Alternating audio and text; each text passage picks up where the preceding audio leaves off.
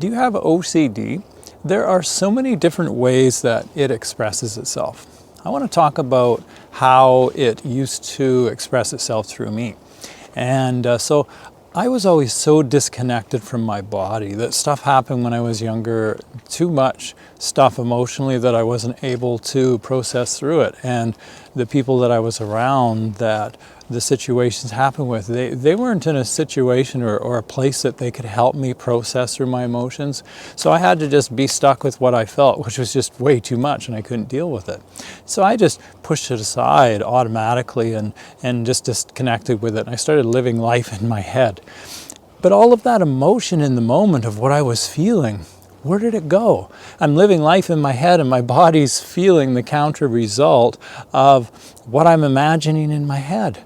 But the real moment of what's really happening, that wasn't being expressed through my body. So over time it built up and it built up and it turned into these compulsive behavioral things. Like I would always move my fingers together and tap my fingers together. I didn't even know I was doing it. And when I was in bed, I had a lot of trouble sleeping. My mind it wouldn't shut off. And I had a lot of anxiety and stress. And so what I would do is I would wiggle my toes and move my feet. For hours at night, I would just be wiggling my toes, or I'd be moving my fingers. And I would do these things, or I couldn't stop swallowing and I would just swallow. I would swallow. And then I just couldn't go to sleep at night. I'd be lying in bed and I would just have to swallow. And then I would, be almost asleep and then I would have to swallow it. It would wake me up. All these crazy things that I would do, these little teeny compulsions and many, many other ones that I would do.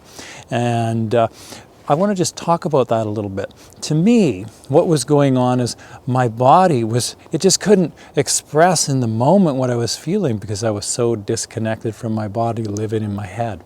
Now, in order to be with what you're feeling in the moment, you have to be present with your body feelings and sensations. But if you're not connected to them, you can't experience and process what you're feeling. So if you're not connected in the moment, but life is happening, where does the energy go? Well, I move my fingers, I swallow, I wiggle my toes, and this energy finds a way to sort of come out bit by bit by bit. It's just in there trying to come out.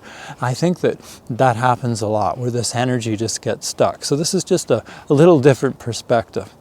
Now, the more you start spending time with your body and feeling what you're feeling, I always say this, creating an awareness practice sitting, taking time every day to practice being aware of your body, sensations in the moment. Be aware of your own feelings and emotions to start to build a relationship with your inner self, your inner feelings, your inner emotions.